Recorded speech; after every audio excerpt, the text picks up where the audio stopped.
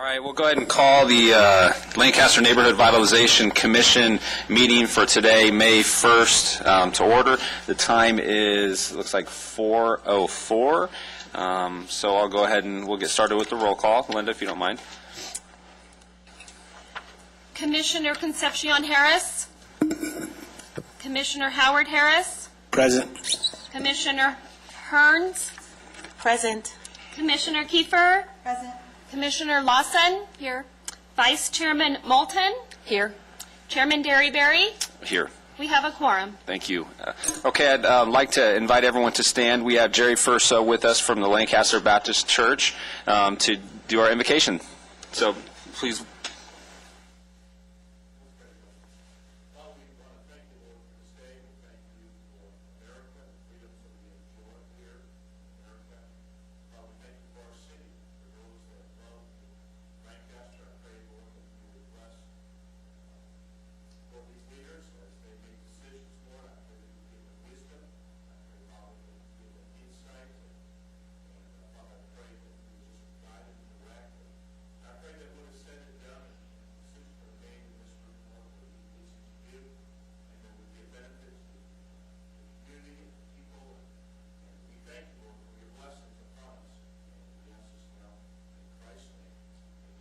Amen.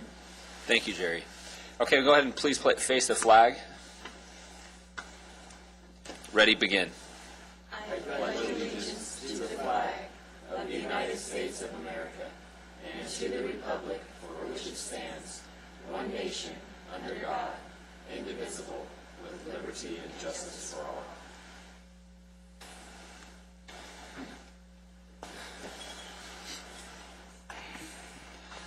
Okay, now is a time for citizens who would like to address our commission on any agendized items. It doesn't look like we have anybody in the audience for that, but for protocol purposes, they're allowed to speak for 3 minutes. Linda, do we have any speakers today?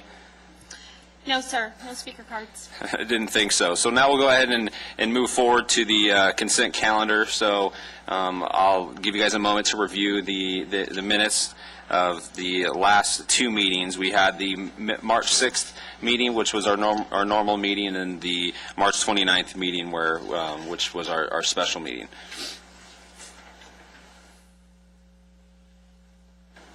Or 29th, I think I said 26th. It was the 29th.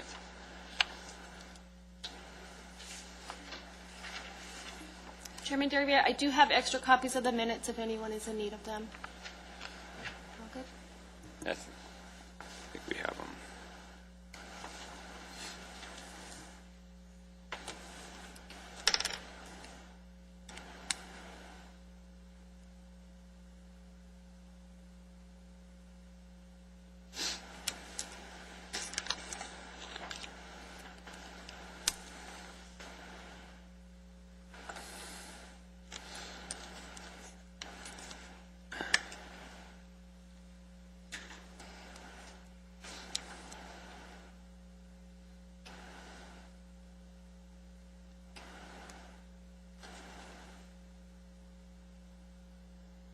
Does anybody have any questions or changes to the minutes?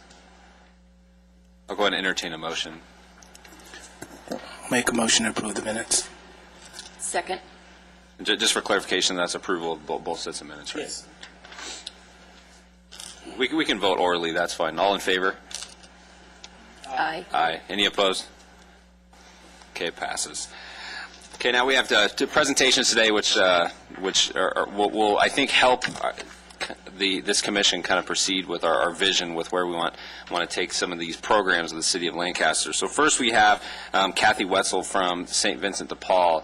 One of the programs I like every year, the Antelope Valley JCs brings some presents out to the to your organization to help out. So welcome.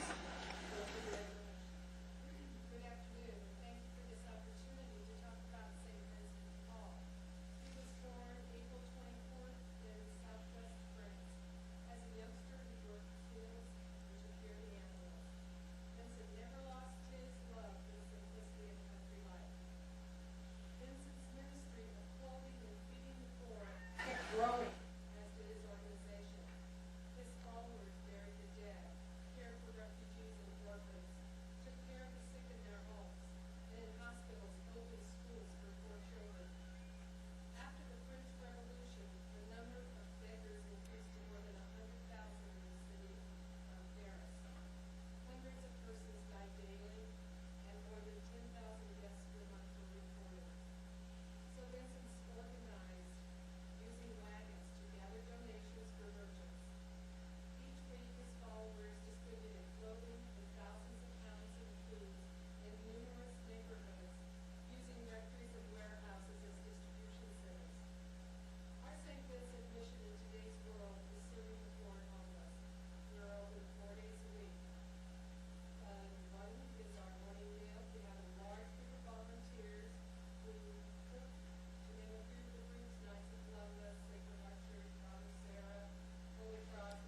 Kathy, one moment. I think we're having some issues with our mic's not working up there. It may not be on.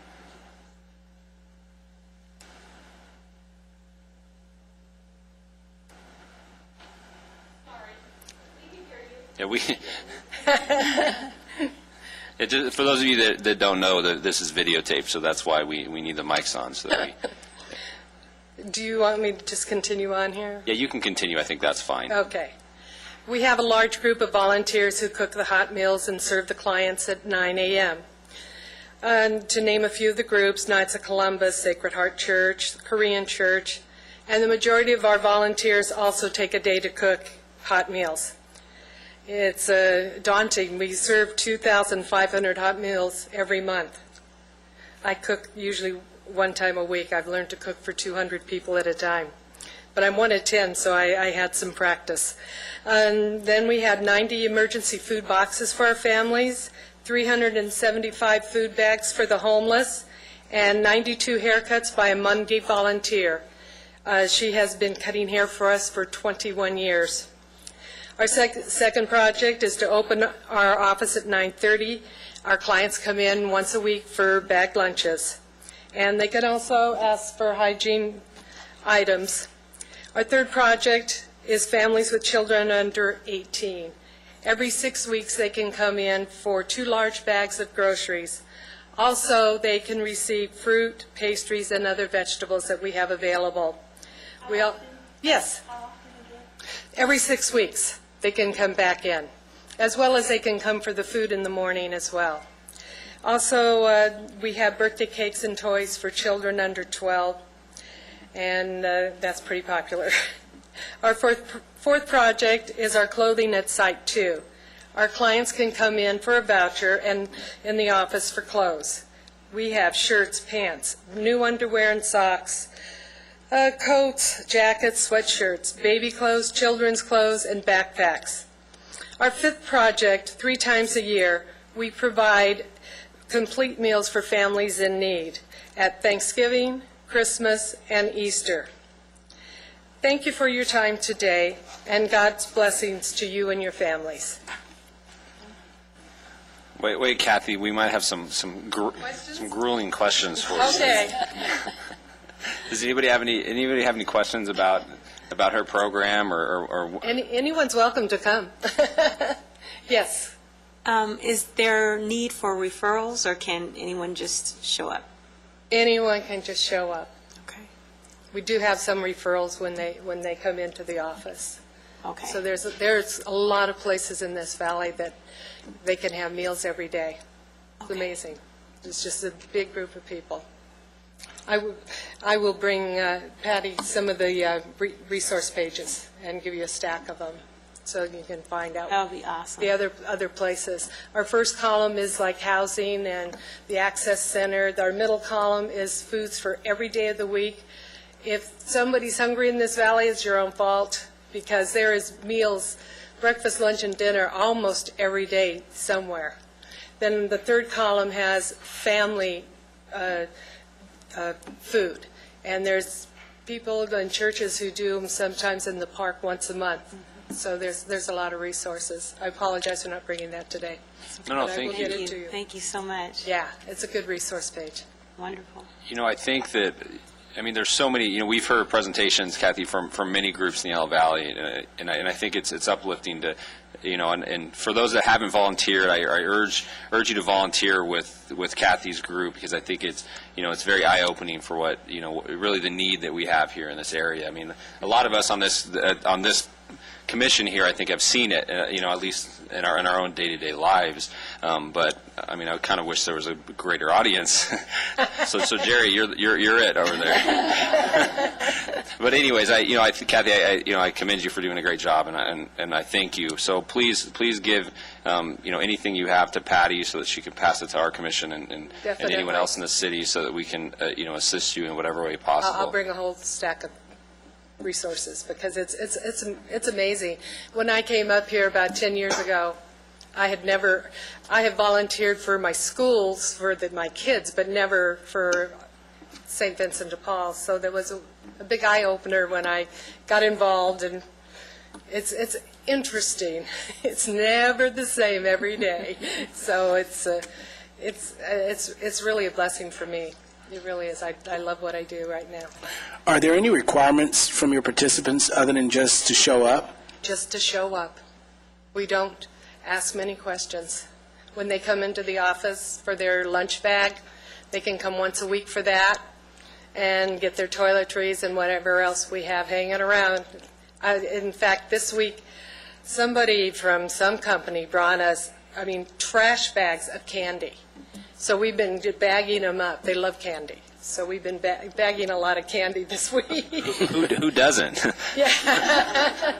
So there's just lots of good things that happen. We were looking for a truck, and we were going to buy a truck. This is my St. Vincent story, because it always happens.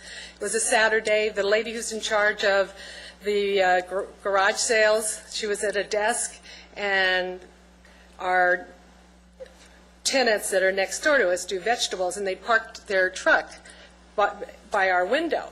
And so she turned around and says, that truck would be perfect for us.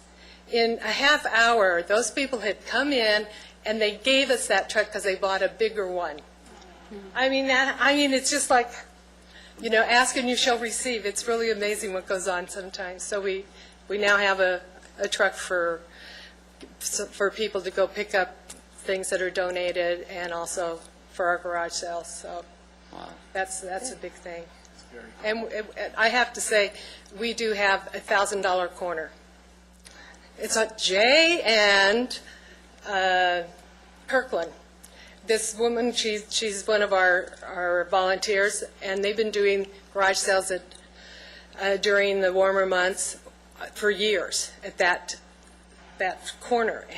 And if we do less than 1,000, that's a bad day. We've done up to $1,800 on that corner sometimes.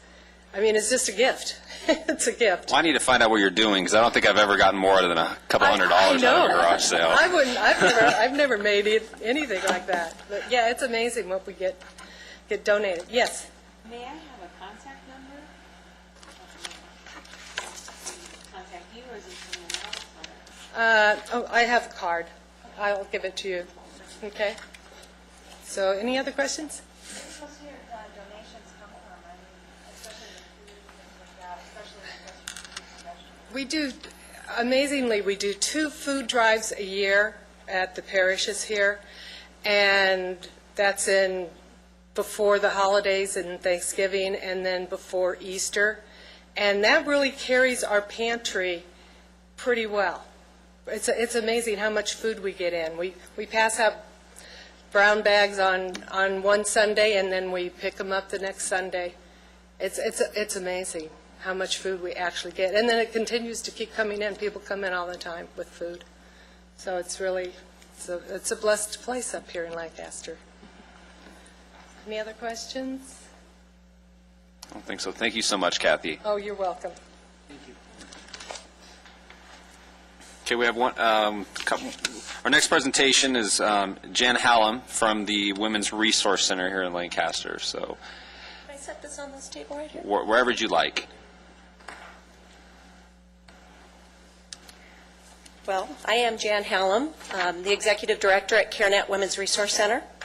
And CareNet exists to compassionately empower individuals to make healthy and informed decisions regarding an unplanned pregnancy, and to be a leader here in the Valley to promote positive sexual values. We offer hope and provide practical help and emotional support to women and their families here in the Antelope Valley. We're a faith-based nonprofit organization that has a medical license here in the state of California as a community clinic. We're supported solely by this community. We don't take any federal funding or state funding. This community supports us wholeheartedly. We were established back in 1999 here in Lancaster, and at that time we were considered a crisis pregnancy center. Since then, we received our medical license in 2005, and we are now considered a pregnancy resource medical center.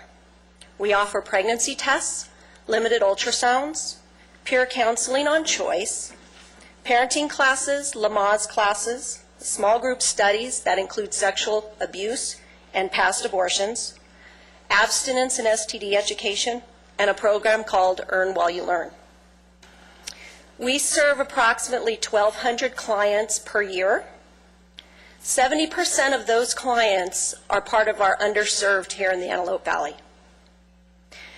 And we provide them with the resources that they need in order to get their Medi-Cal information so that they can seek attention from our local OBGYN doctors for prenatal care.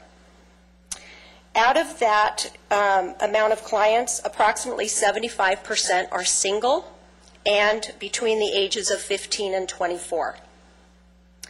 While 3 out of 4 unplanned pregnancies usually end in abortion, we're here in the community to offer the practical help, the emotional support, and to provide the education on choice.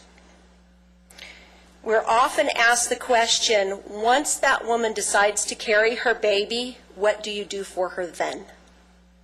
That is a huge question, and that's why I wanted to share with you our new program called Earn While You Learn. This program is designed to answer many, many questions that these young adults have and to ease the anxiety that they may have becoming a new parent. Through regular lessons that include videotapes and worksheets, they will learn important and interesting information about their pregnancy and their unborn child. Some of those classes are eating for two, going it alone, bonding with your unborn baby, reducing the risk of SIDS, eye contact means love, emergency first aid, car seat safety, and the importance of breastfeeding. These are just some of the many classes that are included in the current 8 modules that we have available. We are looking to get the next set of 8 modules that come after that. This program not only benefits the young adults that we serve, but it also benefits our community. Because through this program, these young adults are becoming accountable. And you might ask how? Well, once they complete these lessons, as they go about completing these lessons on a weekly basis, they earn credits, what we call mommy money and daddy dollars. Through those credits, they have to be responsible for those. They're responsible to keep track of them. They're responsible to have them when they come to see us. And they can use those credits in our what we call our baby boutique. And in that boutique, they can purchase items with their credits, such as hygiene items for the baby, diapers, wipes. They can purchase baby furniture, such as strollers. We've got bassinets. We have little bouncy chairs and swings. They can even purchase maternity clothes. At 7 months gestation, we then give them a baby shower in a basket, which is what that is. And all those items in a basket are brand new, and those are for the mother to take home to use on her newborn baby. After that 7-month mark, we then offer a Lamaze class. And this Lamaze class is taught by a certified Lamaze instructor who is also one of our resident RNs at CareNet. And this class will prepare them for that up-and-coming birth of that child. We then continue support through more classes and lessons for the first 2 years of that baby's young woman's child. This program is currently offered to our continuing clients, those clients that have had a previous pregnancy test or ultrasound. And our hope is that in the near future, we will be able to open it up to everybody in our community. Another program that I wanted to share with you today, and this is still in the works, but we feel that it's very, very important for the Antelope Valley.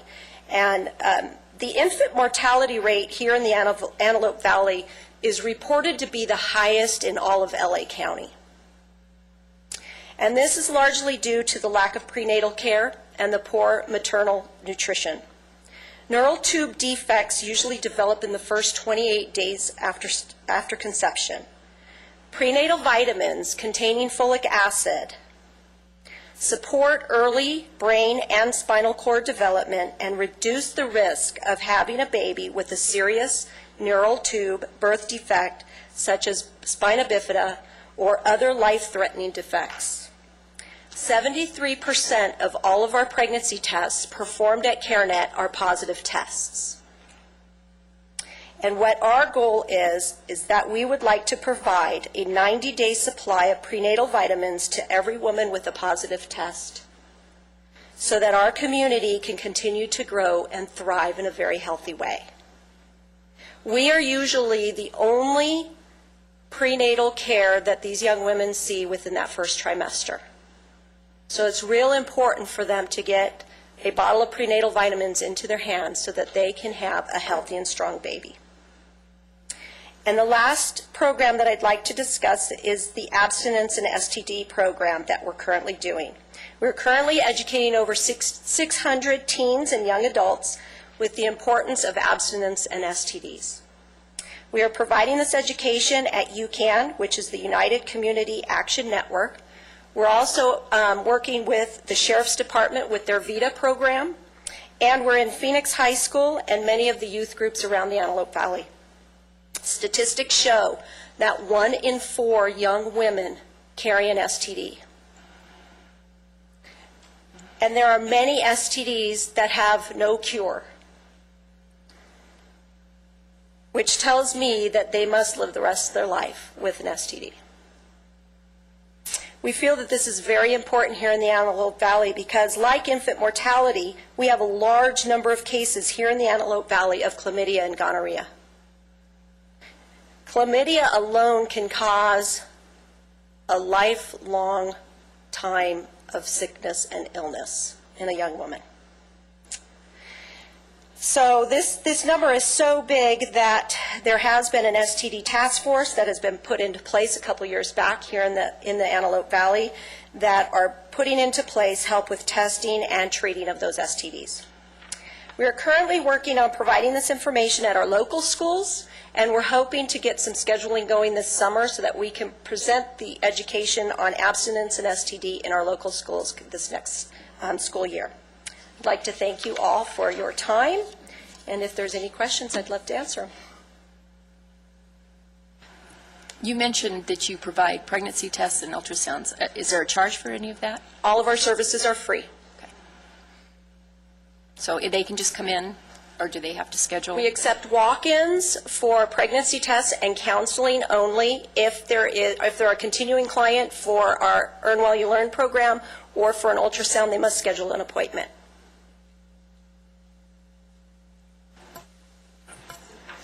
All the young girls that are going through your program, are they keeping the children? Are they putting them up for adoption? Are all of them remaining as parents full-time and keeping the children? We have a variety of situations. We are non-judgmental, so we also have some that do have abortions. We have some that carry and parent, and we have some that seek adoption plans. With that said, if one of those young women do choose abortion, they are welcome back to us so that we can counsel them through some of the effects that abortion leaves on a young woman. And we do have some group studies for those post-abortion ladies.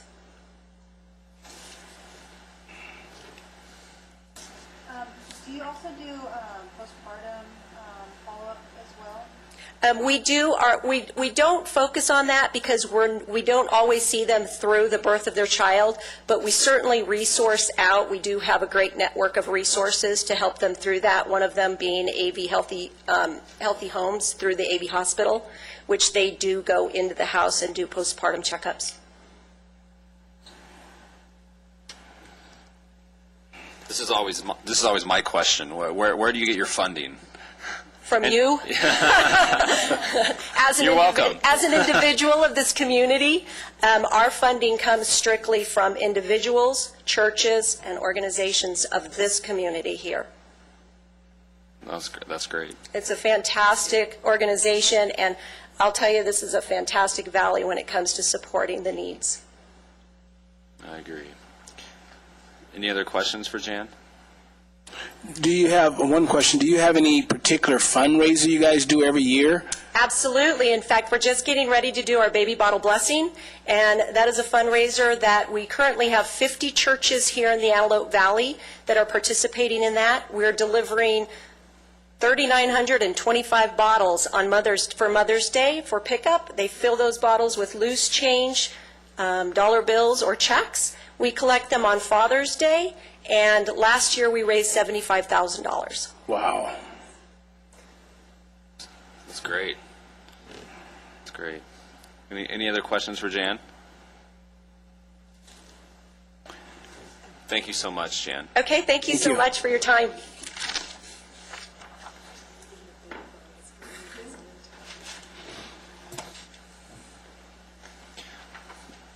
Okay, now we'll go ahead and move on to our commission and staff updates. We'll start with our El Dorado Town Hall presentation from Patty Garibay.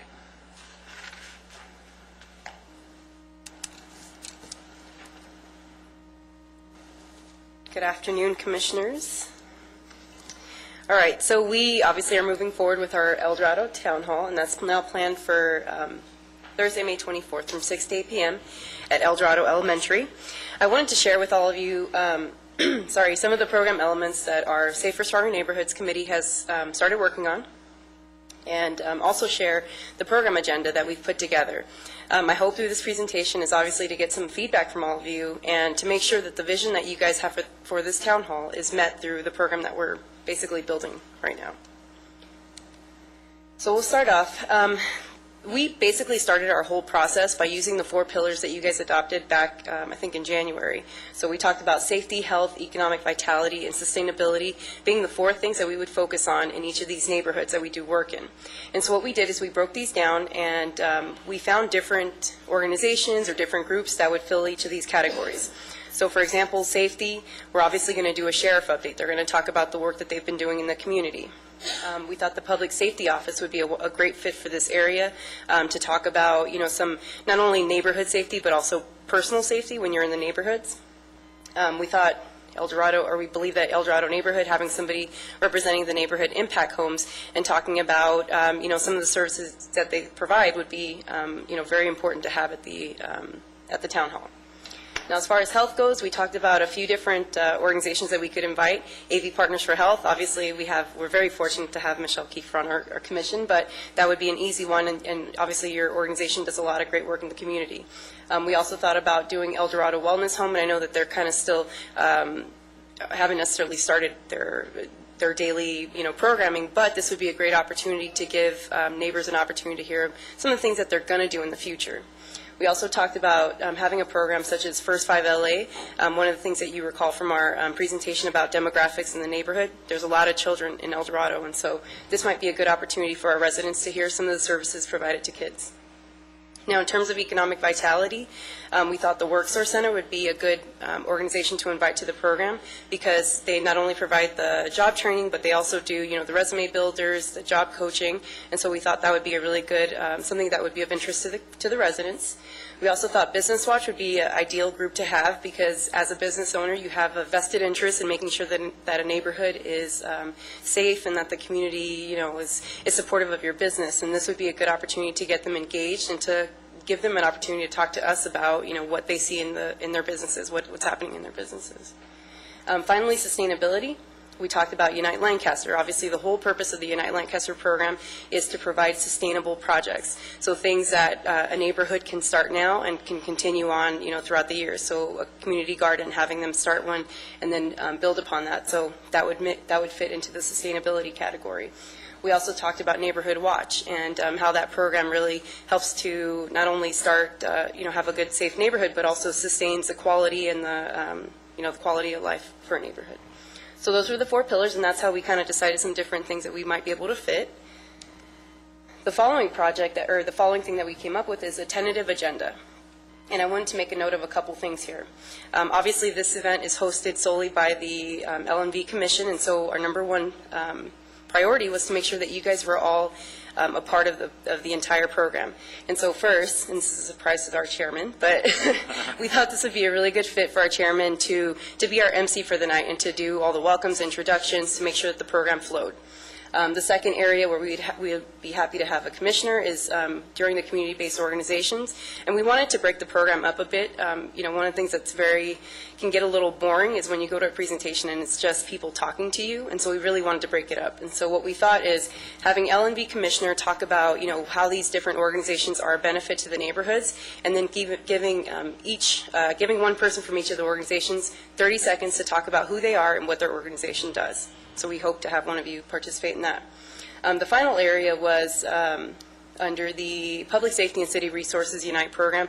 This would be the kickoff time for our Unite program, and so we want to have, one of you up there and talking about why this is such a beneficial program to the community, why doing this is so good for them, and how to get started, basically.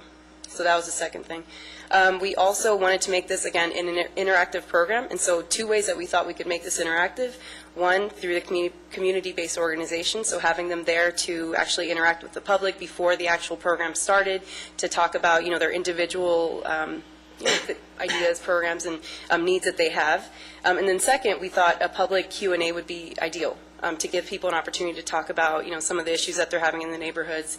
And we would obviously do this in a very efficient manner. We'd have our Safer, Stronger Neighborhoods Committee members there to kind of, make sure to look through the cards and make sure we don't have any multiple questions. And if we had any, secondary things that people wanted to ask, that we would direct them to the right person rather than prolong the program. The final thing is we did want to, for the agenda, we obviously want to have our sheriff present. That's one of the biggest things that we want to do at this event, make sure that they can talk about the El Dorado community and all the good work that they're doing to really clean up that neighborhood. And so Captain Bob Johnson would be available. He would do a presentation. He would also have his core guys, his top team, there to discuss just some of the different projects and things that they've done in the neighborhoods. He would also do, because they're doing community assessment, so they're actually going to talk to different neighborhoods or neighborhood members and, ask them what their opinions are of their neighborhoods, and then he would share that information at this town hall meeting. So these are the things that we came up with through the Safer, Stronger Neighborhoods Committee. Again, it's just a tentative program. It's groups that we haven't necessarily reached out to yet, but we wanted to present this and see if we're going in the right direction, and any feedback that I can get would be fantastic.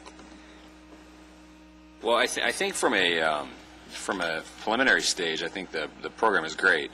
Your matrix of your 4 top categories to hit are very important. I think within those, I think it's going to be very easy to get some interaction. At least I hope from those citizens that live in that El Dorado neighborhood. So, and again, I've said this before, I think that focusing Unite in particular neighborhoods is a brilliant idea. I think it goes truly to the heart of what the program was supposed to do with the sustainability. If you have it citywide, it's just, we've seen those for the first 3 years, first 2 years at least, that the programs have great ideas, but the sustainability is lacking. So, any other comments about the program from the commission? Looks good. What kind of marketing are you doing to get the residents of the area to be there? That's a great question. We actually have, we have somebody that's going to be dedicated from our Safer, Stronger Neighborhoods Committee specifically to marketing, and I will also be doing some marketing with the school. So we will do, the press releases that we do through the city. We'll do an e-blast, the e-newsletters. We'll send out the emails through our email listserv. Also at the school, one of the things that has helped in past town hall meetings is to actually send out, the phone calls that you get from the schools to say these are the updates for the week. Mm-hmm. So we'll do an update through the school and actually, introduce it that way. We'll also do the parent bulletins. We'll do just basically everything that we can think of to make sure that we have people there. I'm also talking to the principal at El Dorado. Kids like incentives, and that's not a bad thing. So one of the things that we're thinking of doing is actually providing the kids with an incentive. The classroom that brings the most kids and their parent to the event will get a pizza party or something like that.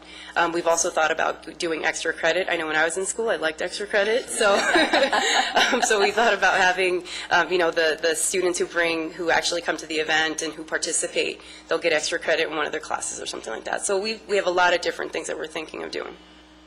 I appreciate the interactive component, and because so often we think, I won't say we, but there is that school of thought that says we need to tell you what you need. We need to tell you what you want.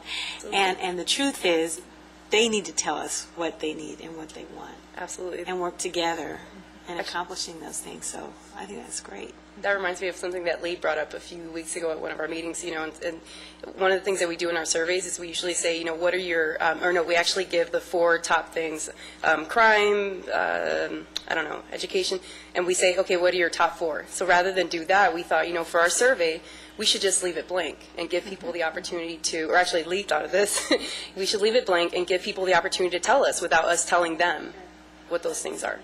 We don't want to dictate the outcome of the survey. It's, Exactly. fulfilling prophecy. Mm-hmm. I mean,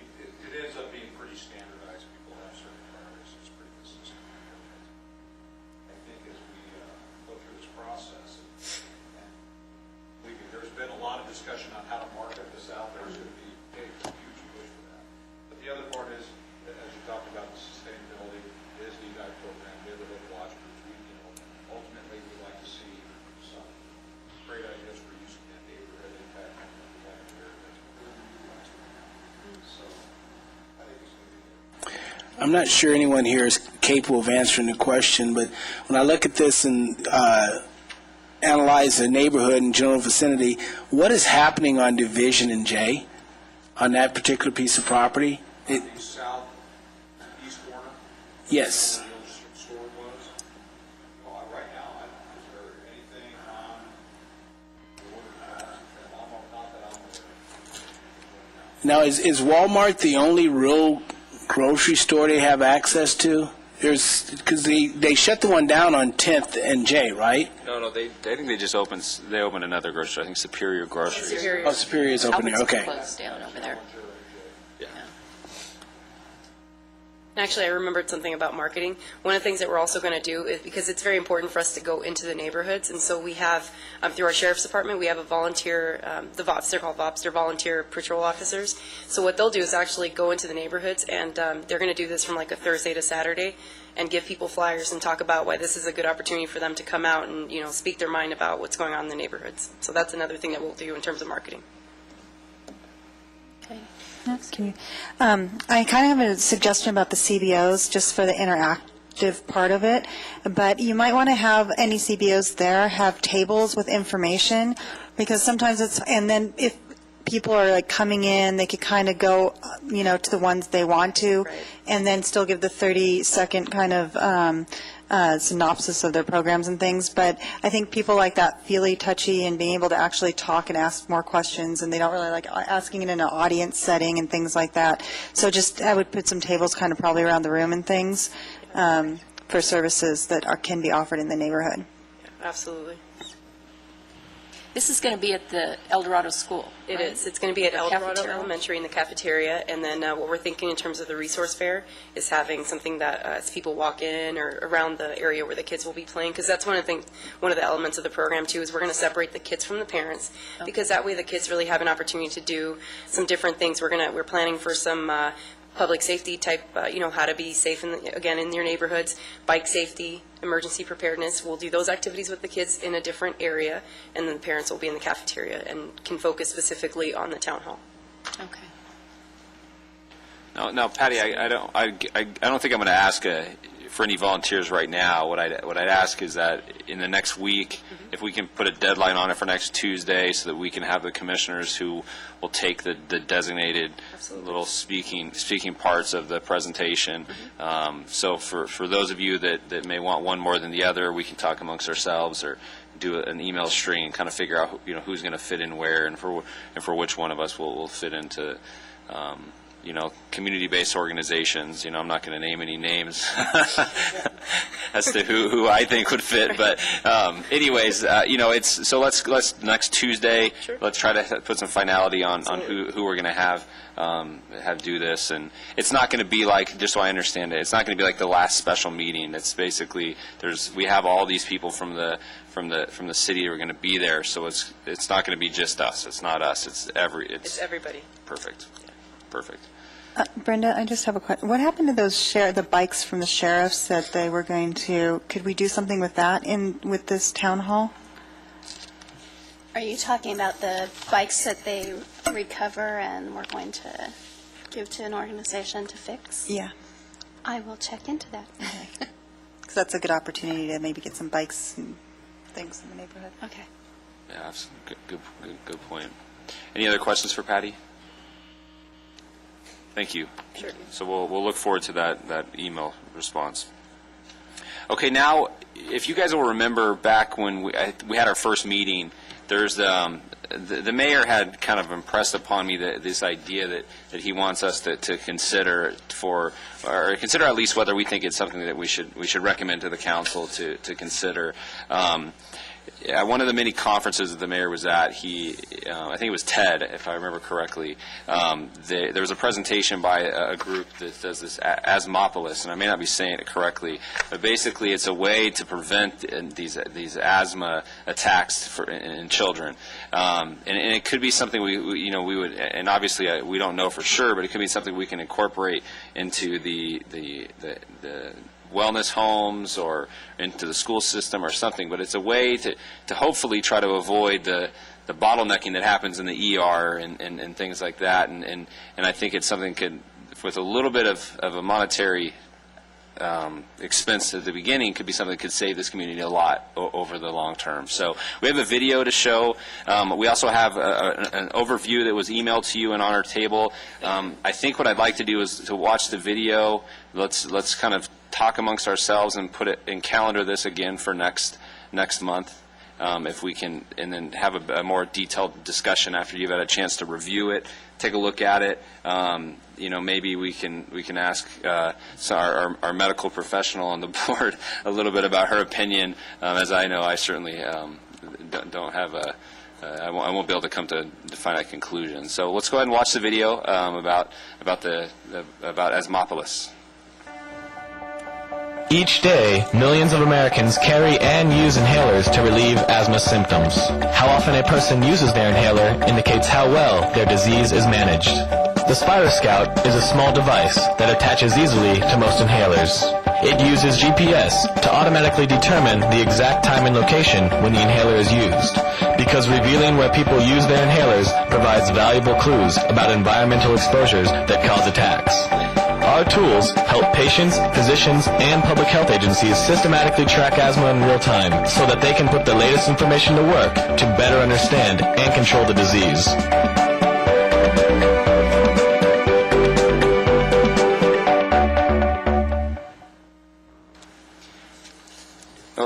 Now you'll notice on this report that was presented by Asthmopolis in February to the City of Lancaster, this is a report that was prepared specifically for the City of Lancaster. This isn't the numbers that are on here are based upon our population and some of the statistics for the City of Lancaster. There's obviously some, a cost to the program. So, it's, Patty, would we be able to get somebody from Asthmopolis to come? That's probably the next step in the process. What we'd like to do is set up a meeting with the gentleman that actually prepared this information and have, maybe one or two of our commissioners as well as our chairman just kind of talk about the program, and he can give you more information about it and, what the possibilities of doing something like that would be here. Yeah. Because I know, my family, asthma is pretty prevalent. Fortunate for myself, I wasn't one of those people. But I saw my little brother every time we pretty much did anything. He'd have to, bring out his inhaler. I think, Patty, you're asthmatic. But at the end of the day, let's take a look at the program. I know that the mayor was really excited about it, and he thought it was something that we can incorporate into our wellness homes and into the community with, our community-based organizations. And we have such a big tie with the medical community as well to the City of Lancaster. So that was just a brief overview. Take a look at some of the actual narrative here that was supplied to us. Let's consider it, and if it's not the next meeting, maybe let's see what we can do to get the presentation from the actual group here. It's hard to get a real good understanding just by reading the words on the paper. So I just wanted to bring that to the Commission's attention and know that it will be coming up shortly. So, any questions about the Asthmopolis program? Yeah, I'm not quite sure what the goal of the program is. Is it just to monitor who's using the rescue inhalers, and then where does it go from there? Well, the way I understand it is that that's correct, but it's also to try to figure out if we can prevent the rescue, the use of the rescue inhalers, and to be. I think it's supposed to be used to be able to predict when an asthma attack is going to come. And so I think the small research that I've done over and above the video and the actual the overview here is that I think it's supposed to prevent. It's supposed to be able to predict when an attack will happen. So you won't need the paramedics. You won't need the ER, the doctors. You'll be able to know that it's coming, and this is why. And so you'll actually be able to plan ahead. And so by the use of planning ahead, you can. I know you're shaking your head. Do other cities use this? I don't know how to answer that. So Patty or Kelvin, do you have any? As far as I know, there are other cities that have used this, but I think probably the best thing to do is either schedule a presentation for our next meeting and have somebody from Asthmopolis come and talk to all of you and explain all the details of it. I'm somewhat of a novice as it relates to this subject, but I'm just wondering if this is like the top medical challenge that we face here in the Antelope Valley. Is there another element that could be better served, more so than asthma? I'm just kind of wondering what am I trying to say? Could the money be used for a better purpose? In a sense. Or a more, maybe a more important purpose. Maybe better or more important are completely the wrong words to use, but I think that's I think kind you of... feel where I'm going with that. Oh, absolutely. Yeah, I'm just curious about that in comparison to other medical ailments that maybe aren't being addressed. Yeah, I'd like to see what they present, because I think the biggest factor with asthma, particularly in the Antelope Valley, is we have a high smoking population, and particularly kids who are exposed to the smoke have a higher incidence of asthma. So Sure. you might need to use your rescue inhalers more often, but are you controlling the environment and the things that spark asthma? So that's a whole different side of it. So personally, I'd like to get Dr. Phil Tuso or one of our physicians to even evaluate the program too, if we could.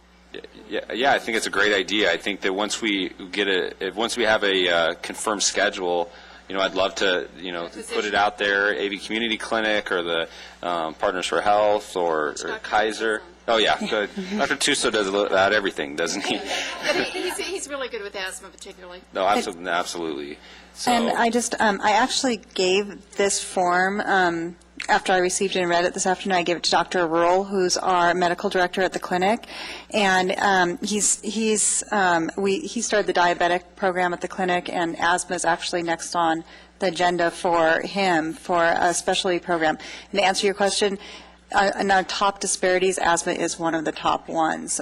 Public health, we actually did an asthma evaluation at the schools, and it's really one of the top reasons kids are absent at school is because of the asthma, and it's not just, it's air quality too here and things like that.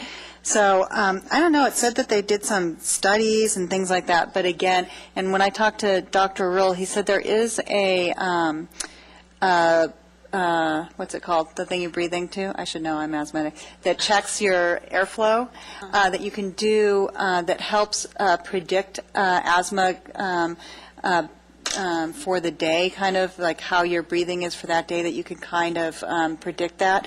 But this is, I think this is different than that, or it incorporates it. I'm not quite sure how, I didn't understand either from reading this, how that all worked. yeah, and I agree 100%. So, I mean, my position would be is let's kind of keep an open ear. I know that it's something that the mayor was really excited about when he was at TED. I think it was TED, wasn't it?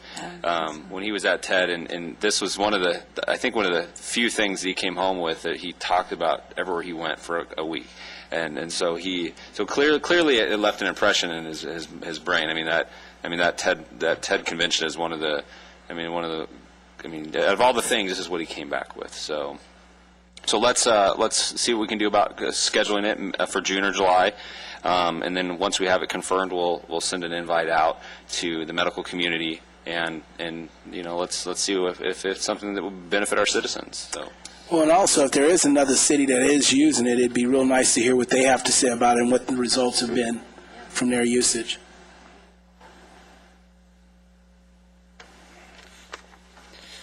Okay, perfect. We'll now move on to public business from the floor, although I imagine it'll be like the beginning of the meeting. I'll still run through the procedures.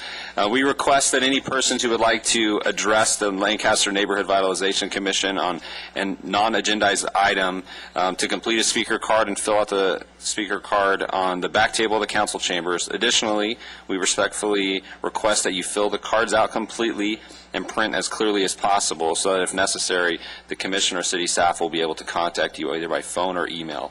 Speaker Individual speakers are limited to 3 minutes each. When you approach the podium, please notice that there are 3 lights. The green light comes on when you begin, the yellow light will come on when you have 30 seconds remaining, and a red light will come on with 3 minutes when your 3 minutes are up. We ask that you be considerate of the allotted time to allow other speakers to have their 3 minutes as well.